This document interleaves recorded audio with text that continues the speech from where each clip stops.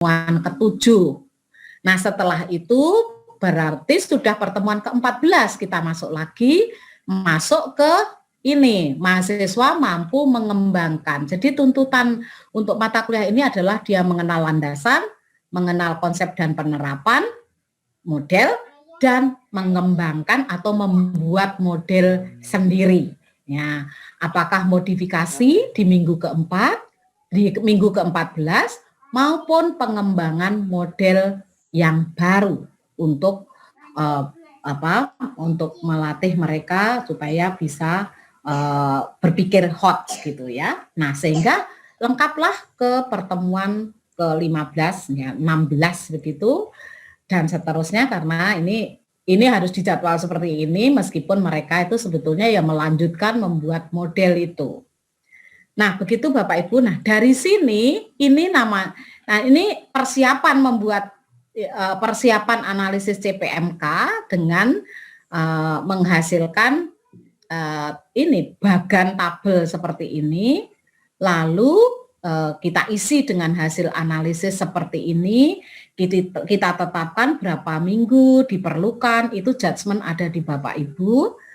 Kemudian, nah monggo juga diikuti policy dari lembaga. Kalau di UNY itu UTS itu disediakan waktu, tapi UTS itu bisa mengambil jam perkuliahan, tetapi UAS itu diberi jadwal tersendiri Bapak Ibu. Jadi pertemuan ke-16 itu masih kuliah begitu. Dan kita menjalankan apa yang sudah dipolisikan oleh lembaga. Nah, begitu Bapak Ibu. Dari sini kemudian saya hadirkan, saya urutkan. Nah, ini sudah jelas. Sebetulnya kalau begini ini sudah terlihat bahwa M1 itu menjadi prasyarat untuk M2 karena landasan ya, harus tahu landasannya dulu, kemudian prasyarat menjadi M2 dan M2 menjadi prasyarat untuk M3 karena dia tidak akan bisa mengembangkan kalau dia belum tahu karakteristik model-model itu dan menganalisisnya, efektivitasnya. Nah, untuk itu maka karena ini prasyarat, berarti analisisnya membuat petanya adalah hierarkikal. Nah, ini Bapak Ibu. Nah, kemarin sudah disampaikan ya, struktur kita berdasarkan hasil analisis itu, lalu kita buat struktur petanya, nah ini hierarkikal.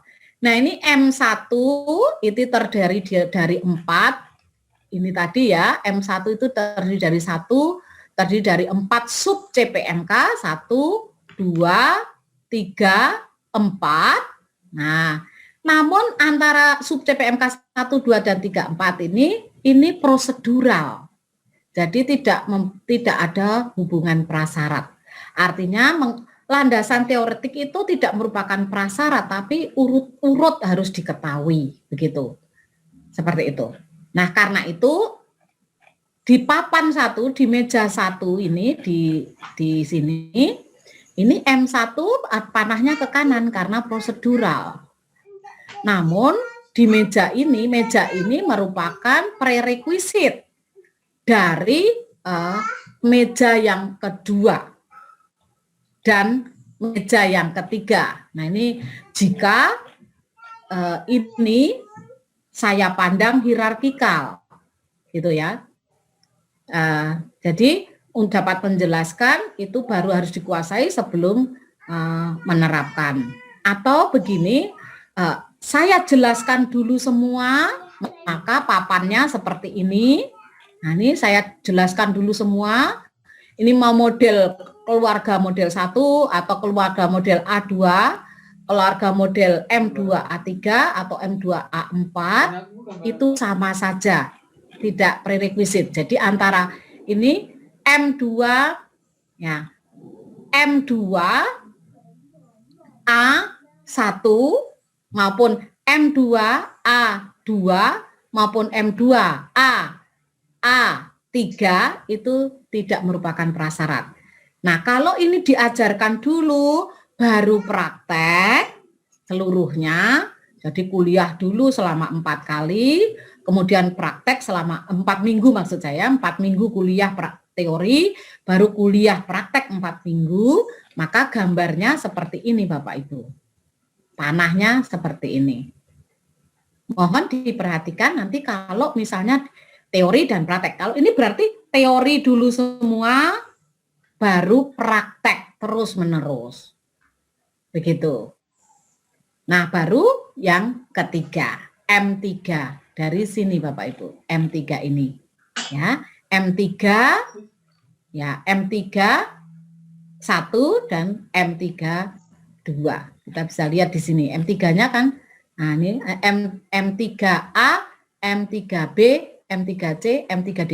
Nah, kenapa ini kok ada A, B, C, D? Nah, di sini bisa ini bisa membuat ini analisis efektivitas dulu, ya, baru AB ini dan CD mengembangkan, mengembangkan 2 minggu. Oke. Nanti kita cek lagi Bapak Ibu dari sini, kemudian ini C4 dan C6 berarti memerlukan 2 minggu sebetulnya Bapak Ibu nih ya. Oke. Nah, setelah ini yang tipe yang kedua Bapak Ibu, bagaimana jika M2 ini teori diikuti praktek. Teori diikuti praktek, maka gambarnya menjadi demikian ini Bapak Ibu. Tinggal 3 meja, kalau tadi 4 meja, sekarang 3 meja. Ya, seperti itu. Jadi M1 diajarkan dulu, baru M2 teori dan praktek, M2 teori dan praktek, dan seterusnya sampai habis, kemudian baru M3. Begitu. Nah, kalau semuanya ini sudah diajarkan, ini sama dengan CPMK 1, 2, 3 sudah tercapai. Ini CPMK 1 dicapai melalui kegiatan 4 minggu ini. CPMK 2 dicapai melalui kegiatan 8 minggu ini. Dan CPMK 3 dilaksanakan melalui kegiatan analisis dan pengembangan di meja yang paling akhir. Nah, setelah ketemu ini semua Bapak Ibu, dan ini sudah ada minggu-minggunya, ini tinggal dipindahkan ke RPS berikut ini.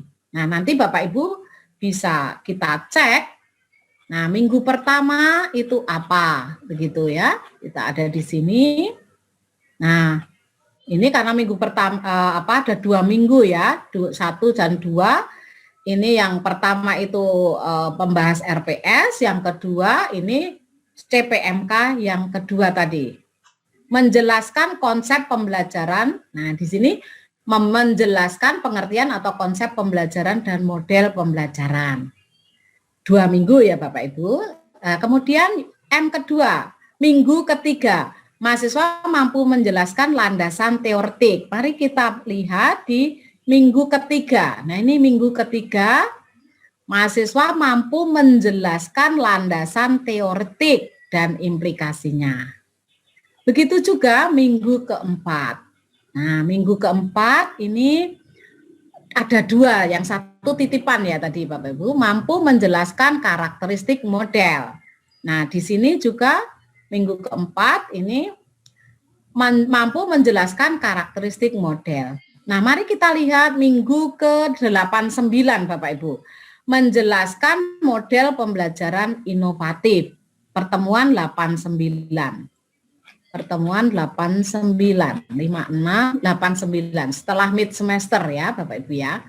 Menjelaskan, mampu menerapkan berbagai model. Nah, ini karena kita ambil CPMK 2 yang terdiri dari menjelaskan tadi. Karena ini hanya ada 1 kolom, maka kita ambil rumusan yang tinggi Bapak Ibu. Yaitu mampu menerapkan yang terdiri dari mampu menjelaskan dan mampu menerapkan. Nah, kita ambil rumusan yang tinggi. Begitu. Nah, kita lihat misalnya pertemuan keempat, 5 juga mampu menerapkan karena diambil yang tinggi, karena ini hanya ada satu kolom. Kalau 2 kolom boleh enggak, Bu? Boleh. Jadi pertemuan kelima itu menjelaskan, pertemuan keenam menerapkan. Begitu Bapak Ibu. Boleh ya. Ini juga demikian. Kalau dipisah kolomnya, pertemuan 8 itu menjelaskan, pertemuan ke-8 ke-9 menerapkan, begitu. Nah, kalau pakai ini tadi Bu, kalau misalnya teori dulu semuanya. Ya. Kalau pakai teori dulu semuanya. Nah, ini ya berarti ini pertemuan 1 sampai 4, pertemuan 5, pertemuan 6, pertemuan 7, pertemuan 8, semuanya menjelaskan. Kemudian pertemuan ke-9 pertemuan 4, 5, 6, 7 mid semester ya. 8, 9, 10, 11, 12, 13. Begitu Bapak Ibu. 14, 15, 16. Begitu. Nah, jadi tinggal disesuaikan dengan ini petanya ini. Ya, mau petanya mau bagaimana, mengikuti yang ini atau bagaimana. Nah, nanti ketika kita menilai produk Bapak Ibu itu akan disinkronkan, ini akan dicek. Nah, karena sudah sinkron antara hasil peta ACP dengan RPS, ini Bapak Ibu tinggal RPS mengisi kolom-kolom ya, apa ini namanya ya, kolom atau baris ini ya, sesuai dengan tadi materi tentang pengembangan RPS. Nah, ada berapa kolom atau baris ini dipersilahkan Bapak Ibu menggunakan format yang sudah disepakati masing-masing, mungkin lembaga sudah punya, yang penting harus mengacu pada Permendikbud nomor 3 maaf, di mana format itu belum berubah meskipun permennya sudah berubah, tapi esensi untuk berhubungan dengan RPS ini tidak ada perubahan yang berarti ya, kecuali metode pembelajaran ini harus digunakan model-model yang inovatif, yang kekinian gitu, yang student centered ya, disesuaikan dengan tujuan atau capaian pembelajaran dan karakteristik materi dan peserta didik begitu. Oke, dan itu bisa dilihat di Permen gitu Bapak Ibu. Nah, dari kalau sudah terisi semua kolom-kolom ini Bapak Ibu, nah kita bisa memilih menyusun dalam rangka tugas pekerti ini, itu Bapak Ibu boleh memilih satu di antara sekian pertemuan, sekian kolom dalam RPS itu. Yang jelas SAP itu dibuat untuk mencapai satu subkompetensi atau sub capaian pembelajaran mata kuliah. Jadi misalnya ini saya bold kuning ya. Kuning atau apa ini ya? Anak warna ini ya, krem atau kuningnya. Itu dengan pertemuan ketiga. Nah, ini semua menjadi info penting untuk SAP dalam rangka tugas akhir. Nah, jadi sumber materi, sumber bahan untuk menyusun SAP adalah RPS. Sumber membuat RPS adalah peta ACP, hasil ACP. Begitu. Untuk tugas akhir Bapak Ibu.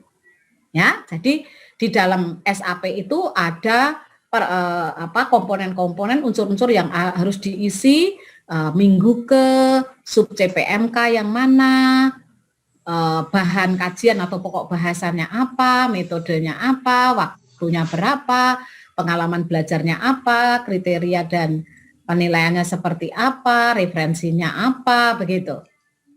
Nah, itu tidak dari mana-mana Bapak Ibu, tapi dari RPS yang kita sudah susun.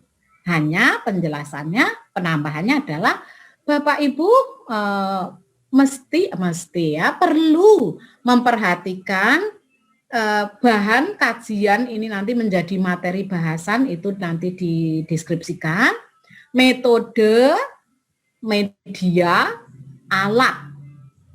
Ya, Itu yang perlu ditambahkan untuk diuraikan. Nah, bagaimana konkretnya? Mari saya ajak Bapak Ibu melihat melihat materi atau mengikuti materi mengenai penyusunan SAP yang kita ambil dari RPS misalnya seperti itu ya. Nah, untuk untuk simulasi besok pagi, mari kita ikuti sajian mengenai SAP dan contoh berikut ini.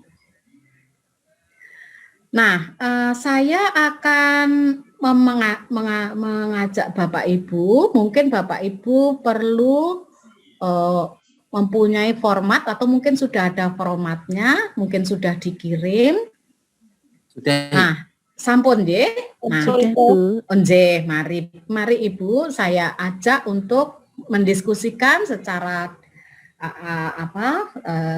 dialogis begitu saja. Bagaimana mengisi kolom-kolom ini meskipun di ini materi mengenai penyusunan atau menyusun SAP ini saya jelaskan secara detail seperti panduan gitu Bapak Ibu ya. Jadi ada komponennya apa saja SAP itu dan bagaimana mengisinya begitu. Ya. Nah, komponennya itu ini Bapak Ibu, ada identitas mata kuliah, capaian pembelajaran, indikator, materi, metode, media dan alat, alokasi waktu, penilaian dan sumber belajar atau sumber pustaka begitu ya. Nah, nanti silahkan Bapak Ibu untuk alokasi waktu untuk besok pagi ditulis 15 menit begitu. Nah, sedangkan untuk tugas akhir itu real seperti berapa SKS, seperti RPS begitu. Baik, Bapak Ibu, kemudian mari kita lanjutkan. Nah, ini sistematikanya tulis identitas. Saya kira Bapak Ibu bisa menulisnya, mengisinya dengan baik. Waktunya nanti 15 menit untuk besok pagi, untuk SAP, untuk tugas akhir itu persis seperti SKS-nya, seperti harga SKS-nya. Kemudian capaian pembelajaran sampaikan sub CPMK. Diambil dari mana? Yaitu dari kolom 2 RPS. Nah, kalau untuk besok pagi, nah silahkan Bapak Ibu bisa merumuskan sendiri. Yang penting rumusan capaian pembelajaran itu harus SMART. Ya, apalagi sudah sampai pada capaian pembelajaran tatap muka.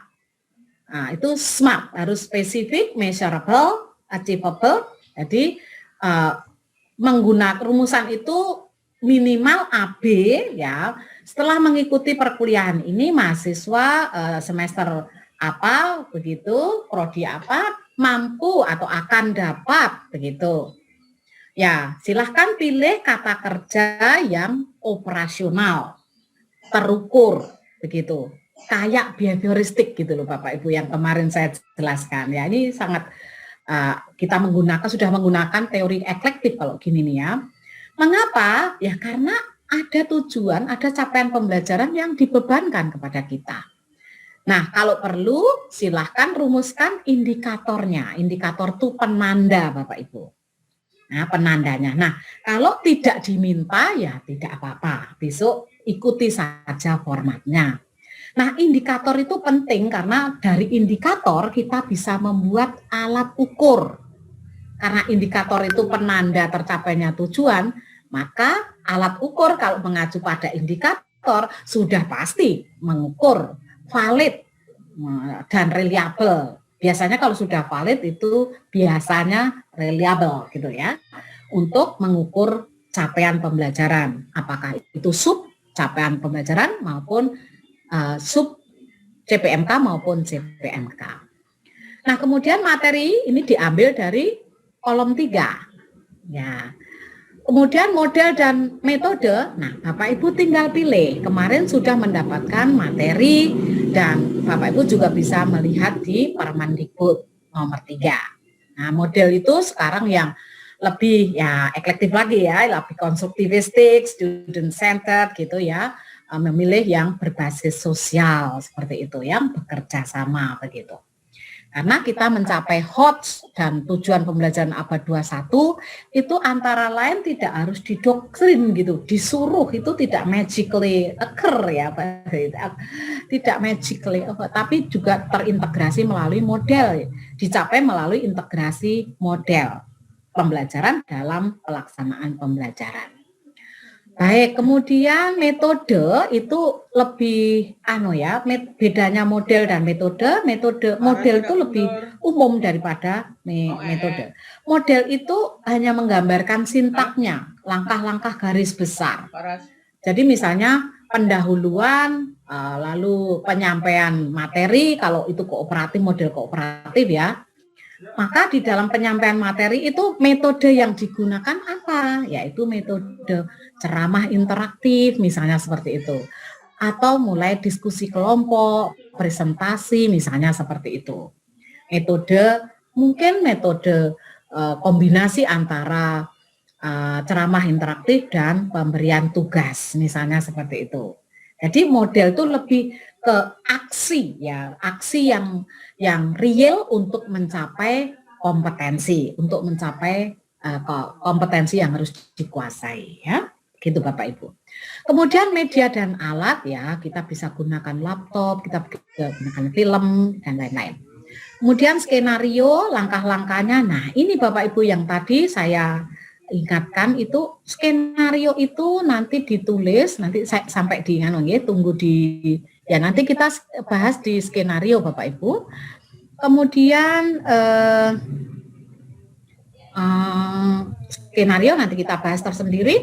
Lalu penilaian, nah penilaian itu kita pakai kemarin materi yang sudah disampaikan dari penilaian pendidikan kemarin. Nah, silahkan modelnya bisa menggunakan tes maupun non-tes gitu ya. Kalau tes jenisnya apa? Jenis penilaiannya pakai tes dan non-tes. Kemudian instrumennya seperti apa begitu. Kalau tes itu dengan cara apa? Lisan, tertulis, atau perbuatan seperti itu. Ya, seperti itu. Nah, atau isi atau objektif. Nah, cara penyampaiannya bisa lisan atau tertulis begitu. Nah, nanti kita bisa sampai ke sana. Kemudian sumbernya ya silahkan dicantumkan sumber yang digunakan itu apa di paling bawah biasanya begitu ya. Terutama akan bagus kalau untuk pertemuan itu buku itu di chapter berapa begitu, itu lebih bagusnya. Memang sangat terlihat behavioristik ya Bapak Ibu. Tetapi memang untuk efisiensi mungkin tepat, tetapi untuk konstruktivistik dan student centerednya itu ada di aktivitas pembelajaran begitu. Jadi eklektif gitu Bapak Ibu. Nah, identitas ini silahkan, kemudian capaian pembelajaran tadi sudah ya Bapak Ibu. Nah, nanti beberapa panduan ini sudah saya tuliskan di sini ya. Oke, tulis materi pokok bahasan, intisari atau garis besarnya saja. Jadi ini teorinya, terus ini panduannya, begitu. Nah, kemudian metode pembelajarannya, ini tulis modelnya apa. Ini penjelas ya, pilihlah yang bersifat SCL, yang menggunakan IT kalau mungkin, dan model yang menghasilkan hasil belajar yang hot, berpikir tingkat tinggi atau higher order thinking skills. Ya, seperti itu. Kemudian metodenya yang relevan dengan model. Jadi kalau misalnya Bapak Ibu menetapkan cooperative learning atau collaborative learning atau project based learning, ya pastilah metodenya ada metode tugas, kerjasama, diskusi, begitu. Jangan sampai modelnya sudah bagus, sudah kekinian, tapi metodenya ceramah gitu ya. Jadi itu tidak sinkron. Oke. Media nih silahkan tulis Bapak Ibu medianya apa dan seperti apa begitu ya. Alatnya apa. Sebutkan saja variasinya apa. apakah PPT dan film atau PPT dengan gambar dan sebagainya, boleh.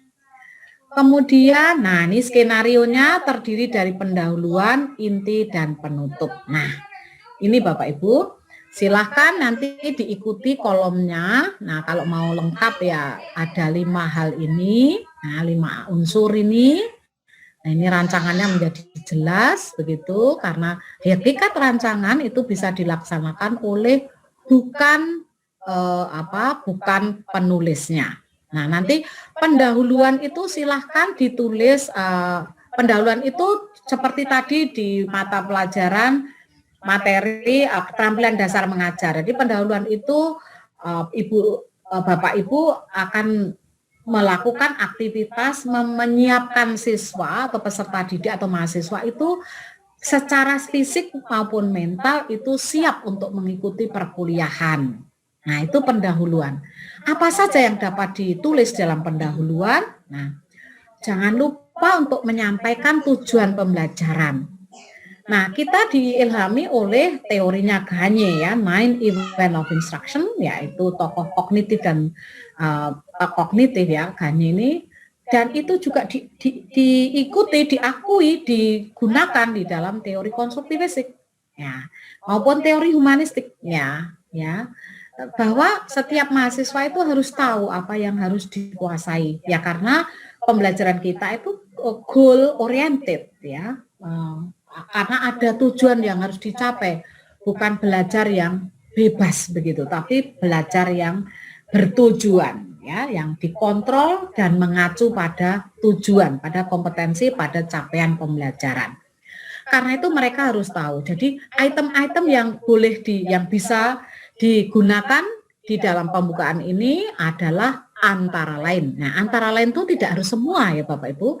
Menyampaikan tujuan pembelajaran, ya tentu saja menyapa dan mengajak berdoa gitu ya, karena kita di Indonesia ya. Nah, itu bisa menjadi aktivitas pembukaan. Tetapi secara science of instruction ya, itu membuka itu supaya universal tuh ya, itu menyampaikan tujuan, menyampaikan apersepsi, memberikan apersepsi supaya rantai kognitifnya sesuai dengan ACP tadi terpenuhi, kemudian memotivasi anak dengan menyatakan misalnya pentingnya topik ini apa, kok Anda harus menguasai begitu. Nah, dan kalau bisa juga apa ya kegiatan yang akan kita lakukan selama pertemuan ini. Nah, ini kegiatan-kegiatan penting di awal sehingga mereka tahu apa yang harus dikuasai, apa hubungannya dengan materi kemarin, apa hubungannya dengan pekerjaan saya sehingga ini penting begitu ya. Dan untuk mencapai itu apa kegiatan yang akan kita lakukan saat ini begitu. Nah, itu bisa Bapak Ibu rancangkan terutama untuk tugas akhir. Untuk besok karena waktunya sedikit mungkin cukup menyampaikan tujuan dan melakukan motivasi saja, itu juga sudah baik begitu. Boleh. Nah, Bapak Ibu mesti memanage waktu dengan baik.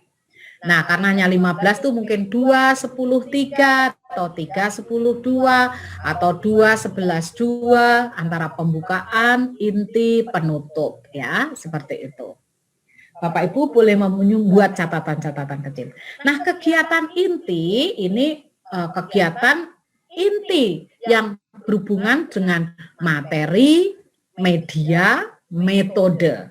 Nah, itu silahkan karena itu maka komponen-komponen ini ada dan waktu. Nah, ini sebetulnya teknologi pembelajarannya ada di sini Bapak Ibu.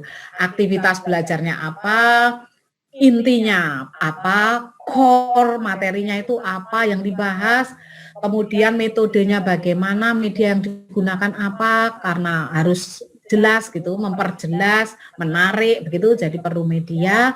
Kemudian waktunya jangan harus strict sekian, maksudnya sekian, jangan sampai wah nggak selesai nggak apa-apa, nanti tidak selesai ya, karena kita berbasis tujuan ya, goal oriented. Kemudian sumbernya dari mana begitu.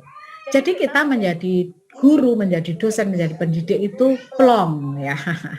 Gitu Bapak Ibu. Wah, saya sudah fasilitasi. Ini ya makna memfasilitasi dosen sebagai fasilitator tuh ya di sini ini Bapak Ibu ya. Jadi kita sudah memfasilitasi belajar mereka. Nah, bagaimana itu menarik ya itu metode itu tadi di kegiatan inti itu aktivitasnya apa saja yang menggunakan media dan metode tadi. Lalu penutup, inti kegiatan penutup itu adalah mengakhiri kegiatan inti ya mesti baik ya. Artinya mengakhiri perkuliahan ya setelah materi sudah dipelajari dengan baik oleh yang dipandu, dibimbing, difasilitasi oleh Bapak Ibu. Nah, jangan lupa untuk mereka itu harus kita pastikan sudah dapat menguasai tujuan tadi atau belum. Kemudian bagaimana kita juga perlu menanyakan apakah mereka senang dengan kegiatan pelajaran saat ini atau semoga kegiatan pelajaran saat ini bermanfaat, juga bisa memberikan rangkuman, memberikan pesan-pesan afektif yang berhubungan dengan sikap tadi, yang sikap yang SP dan KUKK tadi. Nah, itu pesan-pesan moral, pesan-pesan afektif sebagai mahasiswa yang harus mempersiapkan diri, harus menguasai, harus kompeten, harus menghadapi dunia dan seterusnya. Ini silahkan itu dipersilahkan Bapak Ibu. Nah, itu penutup Bapak Ibu dan diakhiri dengan menghubungkan dengan materi yang akan datang supaya rantai kognisinya itu tidak putus. Nah, ini sudah teori kognitifnya main di sini. Nah, mari kita lihat contohnya Bapak Ibu. Nah, di sini sudah saya beri panduannya ya Bapak Ibu di slide ini. Bagian pendahuluan itu gimana, penyampaian itu gimana, seperti itu. Nah, saya jadi ingat dalam menyusun aktivitas di skenario ini harus kayak behavioristik ya, itu perlu SCL Bapak Ibu. Jadi student centered learning paradigma itu sejak di perancangan pembelajaran. Jadi rumusannya itu mahasiswa apa? Mahasiswa memperhatikan penjelasan dosen tentang pengertian model pembelajaran. Kalau mau student centered benar, bukan benar sih, lebih student centered begitu mungkin dosen mahasiswa menerima beragam definisi model pembelajaran dan menganalisisnya untuk menemukan pengertian model yang pembelajaran yang lebih komprehensif, misalnya seperti itu. Nah, itu kalau tujuan pembelajarannya seperti itu hot Bapak Ibu. Dan itu student centered. Dan itu aktivitasnya mahasiswa kita nanti tinggal bagi definisi-definisi. Ayo, definisi mana yang paling bagus nak gitu, atau D atau saudara-saudara begitu. Nah, seperti itu. Itu student centered. Nah, memang ini harus memperhitungkan waktu. Nah, begitu Bapak Ibu supaya saya ingat semua ya. Jadi harus student centered.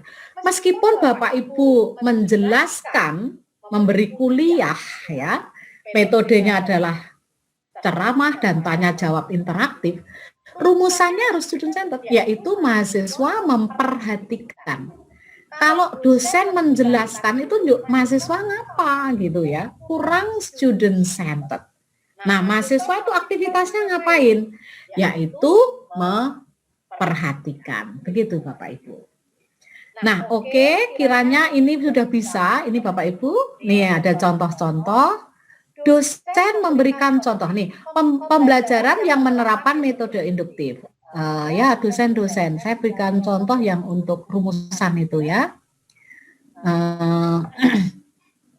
Nah, contoh kegiatan pembelajaran yang SCL. Nah, semoga dapat diperiksa ya Bapak dipun persani ya Bapak Ibu ya. Aduh ya. Mohon maaf kalau agak cepat ya Bapak Ibu, dikejar oleh waktu. Mahasiswa memperhatikan tujuan pembelajaran yang disampaikan dosen. Ini berarti pembukaan ya Bapak Ibu. Mahasiswa menjawab pertanyaan persepsi yang disampaikan dosen tentang sebab-sebab terjadinya banjir bandang. Nah, jadi harus eksplisit seperti itu. measurable, achievable, SMART itu tadi. Mahasiswa membentuk kelompok dan berdiskusi memecahkan masalah tentang akibat banjir bandang di NTT dalam kelompok, misalnya seperti itu. Mahasiswa melakukan investigasi tentang seperti itu ya, tentang prosedur atau tentang jaminan sampainya bantuan pemerintah terhadap kepada para korban gitu ya, para terdampak korban banjir bandang misalnya begitu. Mahasiswa menyusun naskah video pembelajaran bersama kelompok tentang apa, jadi dieksplisitkan begitu Bapak Ibu. Nah, tolong Bapak Ibu mohon untuk mencermati kata kerja di sini. Ya. Nah, menjawab pertanyaan. Nah, ini aktivitasnya ini kan doing, mereka melakukan begitu. Ya, membaca materi. Nah, ini berbeda dengan CP untuk indikator, ini kan aktivitas ya. Kalau capaian pembelajaran itu harus ya. Itu ada kriteria, ada rambu-rambunya, yaitu harus berorientasi pada mahasiswa bukan pada dosen, berorientasi pada hasil bukan pada proses, ya, bukan pada proses, ya, dan dapat diukur, begitu. Nah, begitu ya Bapak Ibu, mahasiswa seperti itu. Nah, dosen memberikan contoh, dosen mengarahkan, ini merupakan rumusan yang kurang tampak SCL. Ya, seperti itu. Mahasiswa memberikan contoh-contoh lain dan dosen memberikan atau non-contohnya. Nah, itu juga aktivitas pembelajaran yang bisa ditulis dalam skenario. Nah, baik Bapak Ibu, nanti tinggal ini untuk penilaian, ini silahkan teknik penilaian ditulis tes atau non-tes atau keduanya. Bentuknya bisa esai kalau tes atau non-tes, misalnya observasi, partisipasi, jika itu mungkin. Nah, instrumen penelitian ini tuliskan soal-soal yang berkaitan dengan materi sesuai dengan tujuan atau capaian pembelajaran yang atau indikator. Maaf Bapak Ibu. Nah, ini rambu-rambunya atau panduannya seperti itu. Soal-soal disusun berdasarkan indikator. Nah, kalau di situ ada rumusan ya silahkan beberapa indikatornya kalau ada begitu ya, atau di analisis lagi saja begitu. Diberikan di akhir perkuliahan sebagai kuis atau sebagai tugas. Bentuk soal disesuaikan dengan karakteristik materi. Nah, untuk referensi silahkan dikutip dari RPS yang sesuai dengan pokok bahasan yang dikuliahkan, yang diberikan di dalam kuliah sesuai RPS, dan kalau perlu sebutkan bab berapa, halaman berapa sampai berapa. Nah, mari kita lihat contohnya Bapak Ibu. Nah, ini untuk contoh yang berbeda. Nah, ini Bapak Ibu. Pengembangan bahan ajar cetak ya karena kami orang TP ya Bapak Ibu ya. Waktu kita tinggal berapa ini? 16 menit ya Bapak Ibu. Nah, silahkan ditulis capaian pembelajaran tatap muka. Nah, ini ikuti saja karena tidak ada format yang baku ya. Ya, karena kita sedang mengikuti kegiatan, meskipun ini bukan merupakan satu-satunya format, karena tidak ada format yang baku, saya sarankan Bapak Ibu mengikuti format yang ditawarkan ya. Oke. Mahasiswa menunjukkan sikap mandiri itu sebetulnya ini saya tulis itu karena biar saya ingat, ini rumusan sikap ya Bapak Ibu, yang itu ada dalam RPS. Ya, ini nah, semua terus saya tulis terus Bapak Ibu. Menunjukkan sikap religius. Nah, kenapa tidak harus ditulis Bapak Ibu, tapi ini saya tulis supaya saya ingat bahwa di dalam perkuliahan saya harus mengembangkan sikap ini begitu. Karena terkadang kita lupa Nah, ini terus saya tulis baru diikuti pengetahuannya. Begitu, nih menunjukkan sikap. Nah, di SAP begitu juga, tetapi Bapak Ibu tidak harus ya. Jika mau menulis ya dipersilahkan, itu baik adanya. Nah, kemudian yang kedua ini baru untuk ini mahasiswa mampu menyusun bagian pendahuluan. Jadi bagian pendahuluan bahan ajar ini banyak sekali sebetulnya Bapak Ibu. Tetapi kalau hanya untuk 15 menit mungkin saya akan membuat lebih simpel gitu. Khusus yang berhubungan dengan pengetahuan dan keterampilan khusus ini. Nah, kemudian bahan kajiannya ya unsur-unsur pendahuluan akan saya jelaskan, deskripsi singkatnya, unsur-unsur bagian pendahuluan itu adalah deskripsi singkat, relevansi dan capaian pembelajaran serta materi petunjuk belajar. Nah, ini sebetulnya bagian atau unsur-unsur dari pendahuluan ini supaya saya tidak lupa gitu. Ditulis unsur bahan pendahuluan saja juga sudah cukup begitu Bapak Ibu. Yang penting Bapak Ibu ingat gitu. Lalu yang kedua setelah mengenal unsur-unsurnya juga lalu dia bisa menyusun.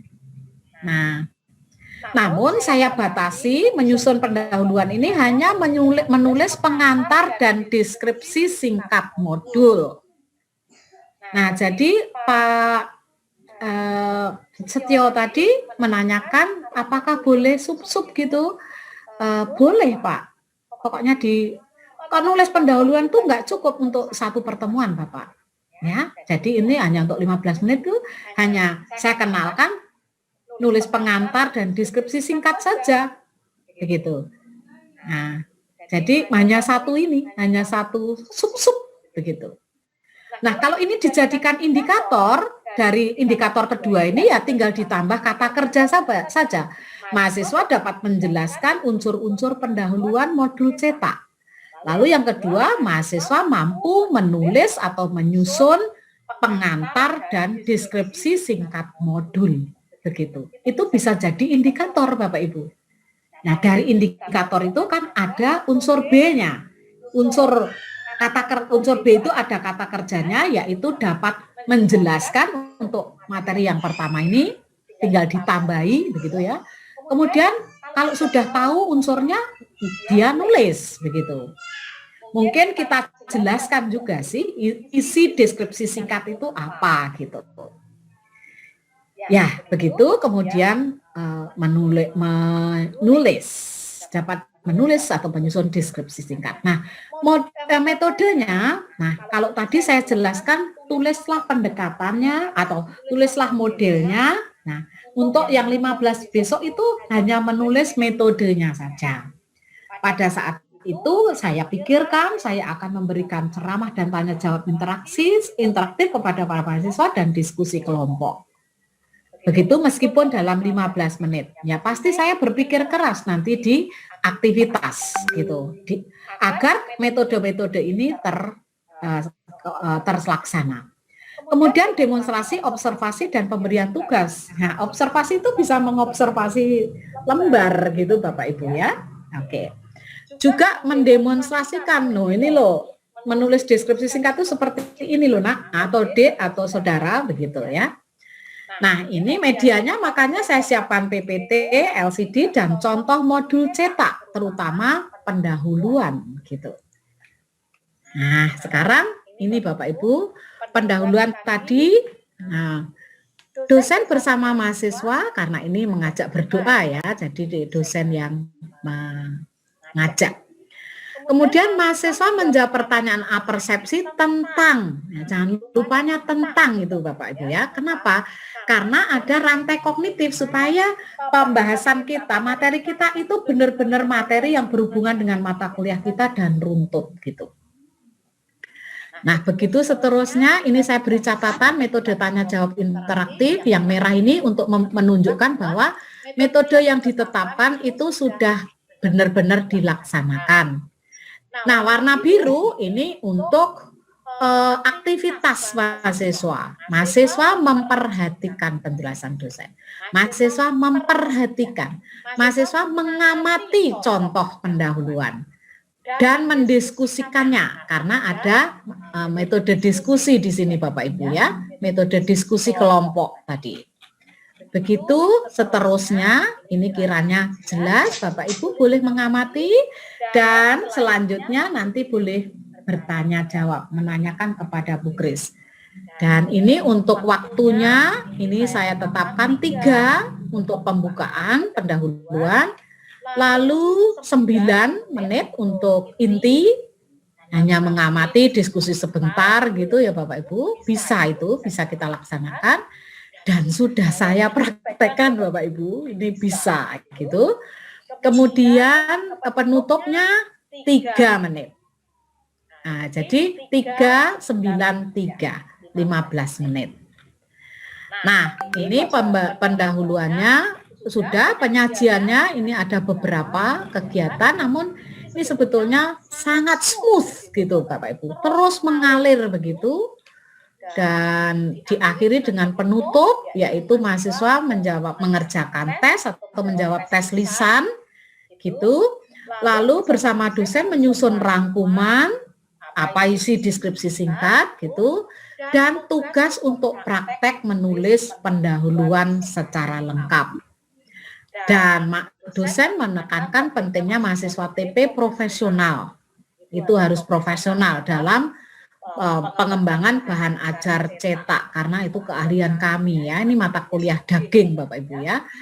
Dan pembelajaran ditutup dengan salam dan doa penutup. Nah, jenis penilaiannya lisan dan kinerja. Dari tadi dia akan diskusi dengan kelompok tadi, ada kinerja. Kemudian bentuk penilaiannya tes ya.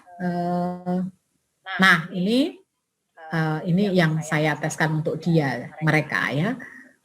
Baik, kemudian sumber yang saya pakai untuk mengajarkan menulis pendahuluan itu adalah Tian Bialawati, Atwi Suparman, dan modul saya yaitu modul pengembangan bahan ajar cetak ya, modul pengembangan bahan ajar secara umum, di mana di dalamnya membahas bahan ajar cetak. Maaf Bapak Ibu, ini mata kuliah di tahun 2020, ini belum saya review, belum saya revisi, nanti nunggu semester depan ya Bapak Ibu. Nah, mari Bapak Ibu silahkan, masih ada waktu untuk bertanya jawab, diskusi. Nah, saya ingatkan lagi, besok pagi hanya 15 menit, pakailah spesifik, pilih materi yang spesifik. Kalau ini mau dispesifikkan apa bisa Bu? Ya bisa. Saya menulis atau deskripsi singkat sebuah modul, deskripsi singkat modul, menulis deskripsi singkat modul, begitu. Baik, monggo Bapak Ibu kami undang, silahkan. Mohon maaf, terima kasih Bu. Saya sudah mencoba membuat dan sudah jadi begitu. Apa boleh dikonsultasikan atau memang harus besok pagi saja disampaikan begitu Ibu? Oh, oke. Kalau misalnya tidak ada teman-teman lain yang bertanya, mungkin sangat bisa Pak. Tentang materi ini sebentar, apakah Bapak Ibu ada pertanyaan, ada permintaan atau ada pertanyaan untuk Bu Kris? Dipersilahkan. Pertanyaan untuk materi ini. Halo? Halo? Nggih. Oh, berarti masih ada nih. Oh ya ada lah, masa enggak ada sih. Monggo dipersilahkan Bapak Ibu, apabila saya ya, saya stop. Ya, mari. Monggo Pak Rahmat, mari Pak Rahmat Mulyono. Ya. Bro.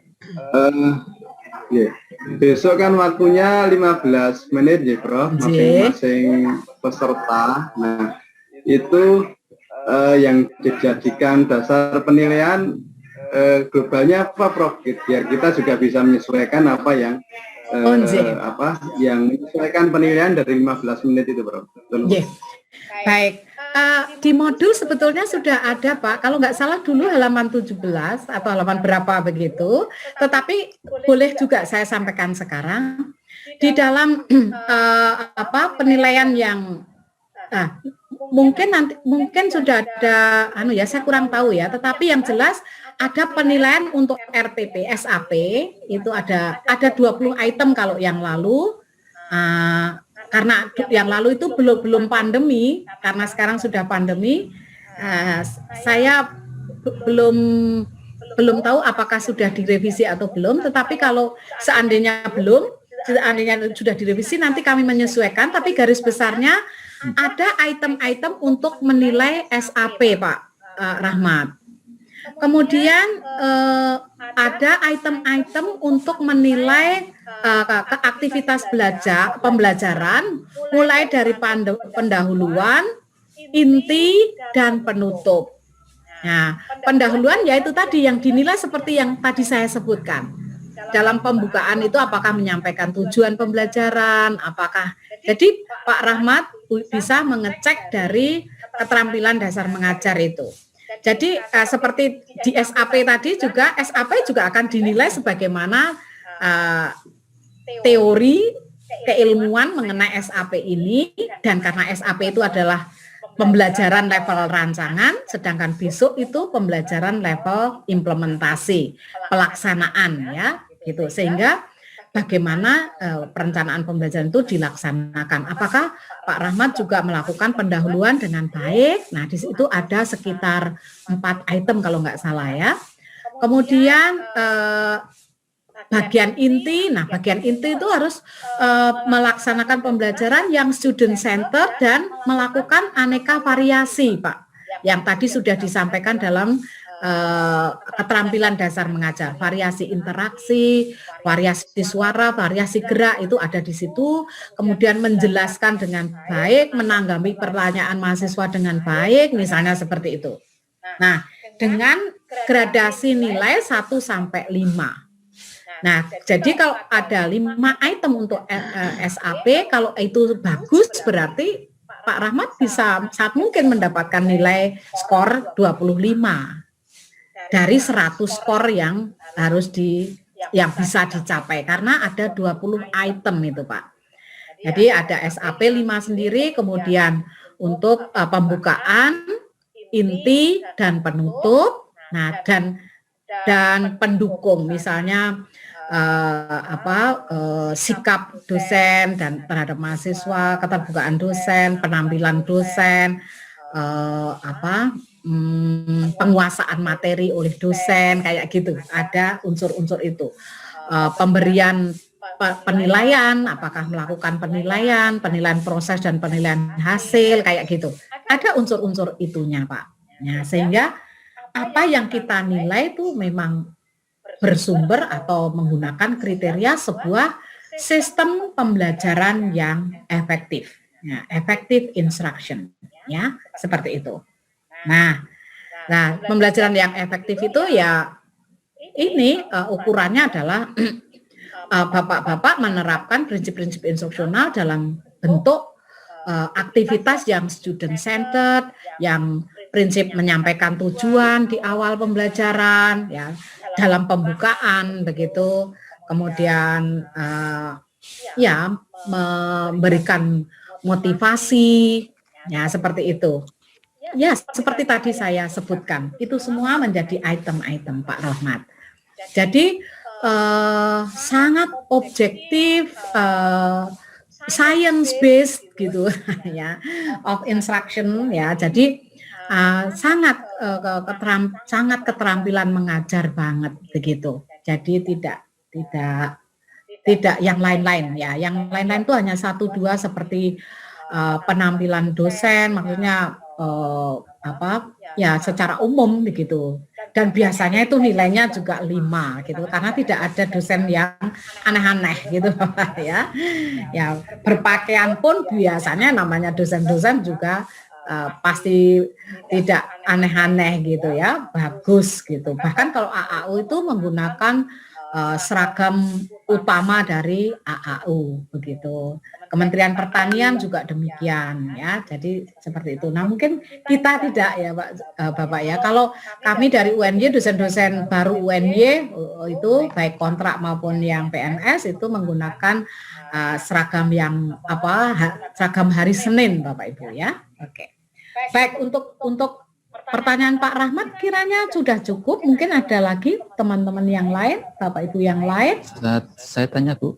Boleh, mari. Mari Pak Setio Kardono. Ya, jadi terima kasih Bu. Tadi Ibu sudah memberikan contoh juga SAP. Hanya saja tadi ada beberapa ada contoh dari SAP yang mungkin secara ditampilkan secara komplit itu tadi ya Bu. Di slide tadi ada yang di slide kalau tidak salah slide 13 itu kan ada 6 kolom. Yang SAP Bapak? Iya. Yang yang PPT ya? Yang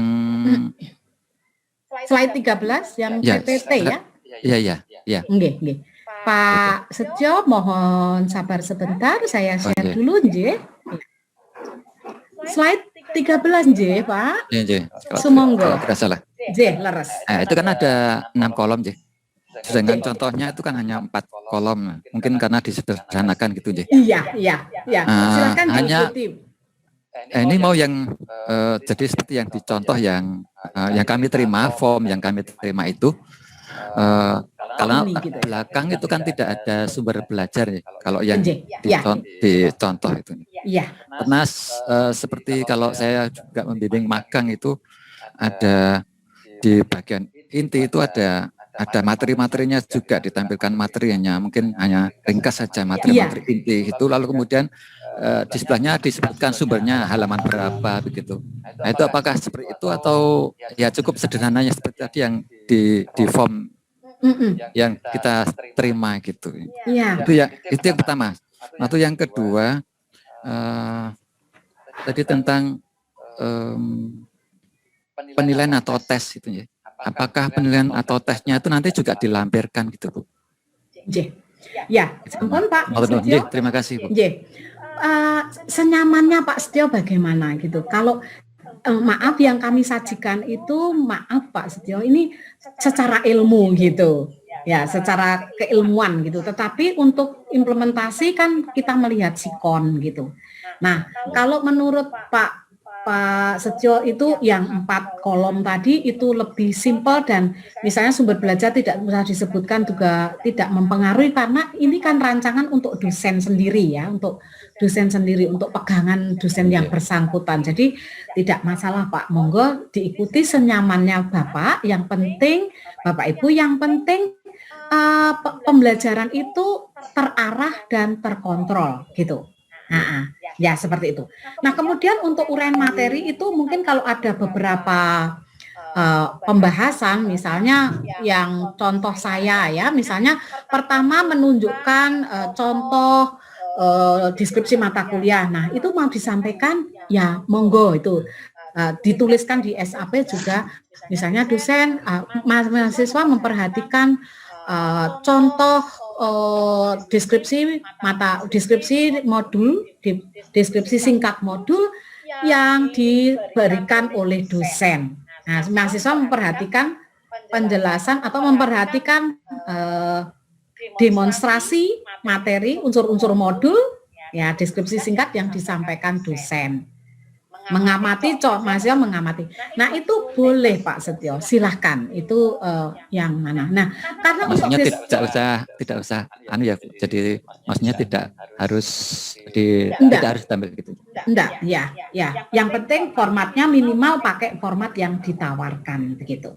Ya, seperti itu. Kemudian karena untuk besok pagi ini kan waktu penyiapannya kan mepet ya Pak. Jadi Bapak bahkan dibuat simpel, yang penting prinsip-prinsipnya itu terpenuhi. Contohnya misalnya rumusan capaian pembelajaran itu harus SMART. Nah, kalau ditambah indikator ya harus kata kerjanya harus SMART. Seperti kata kerja yang bisa ini ya, yang mungkin sudah disampaikan ya contoh-contoh kata kerja yang operasional ya seperti ini. Kalau level C1 remembering itu apa saja yang dapat dipilih, yang mewakili seperti apa yang saya inginkan mahasiswa harus kuasai. Oh, dia bisa menyusun, oh dia bisa menilai, oh dia bisa menganalisis gitu ya. Nah, untuk mengetahui itu smart apa enggak, coba diikuti tes esainya. Dapat menyusun, maka tes esainya susunlah. Mahasiswa akan menyusun. Dapat menilai, nilailah. Dapat menjelaskan, jelaskanlah atau jelaskan.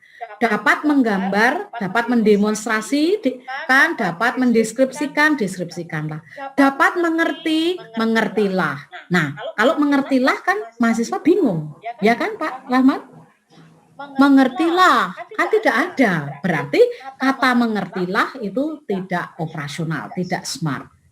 Mahasiswa setelah mengikuti perkuliahan ini, mahasiswa dapat memahami, dapat mengetahui. Soalnya ketahuilah. Nah, berarti ketahuilah itu tidak smart. Kalau Bapak ingin dan Bapak Ibu ingin agar mereka bisa menjelaskan, ya sudah gunakan kata jelaskan begitu. Ya. Kalau nanti tesnya akan mereka itu saya minta bisa menyusun, ya rumusannya dapat menyusun, tesnya susunlah begitu. Nah, nanti itu hanyalah clue untuk memudahkan kita. Begitu Bapak Ibu. Oke, Pak Rahmat, apakah saya sudah menjawab pertanyaan Bapak?